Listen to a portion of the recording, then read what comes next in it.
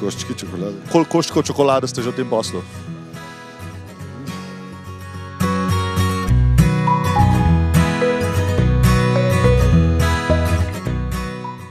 Moje mesto v tem podjetju je proizvodnja in prodaja. Vse.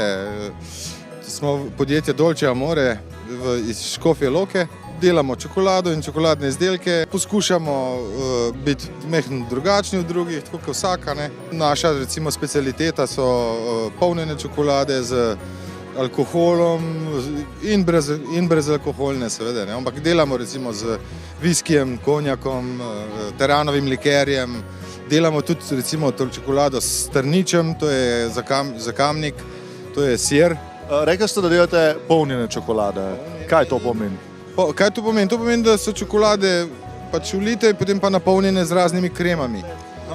Delamo pa tudi navadne čokolade, ki so pa tudi malo drugačne, ker jih kombiniramo, recimo delamo kokosovo čokolado, recimo imamo temno čokolado, potem imamo pa belo čokolado s kokosom v temni čokoladi. Tako da je kombinacija raznih okusov. Koliko koščkov čokolade ste že v tem poslu?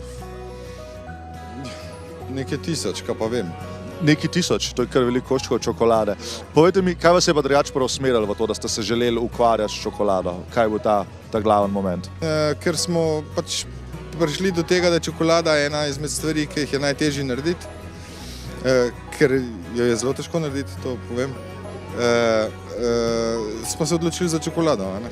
Se pravi, čim težje je, tem lažje se vi spustite v ta boj. Ja, sigurno se drugače pa to vsi delajo. Ne? In na kakšen način vi potem okušate čokolado? Ne moreš samo zgrist vaše čokolade, ker to je prehitro, treba uživati. Pri naravnih aromah, pa pri naravnih surovinah je treba počasi čokolado uživati, da se okusi razvijajo in šele, če jo počasi ješ, potem se dobiš do ta okus pravi v ustih. Ne? Za konček, kje lahko kupimo vašo čokolado? Naprimer v Ljubljani jo lahko kupite v Mercator centru v Šiški.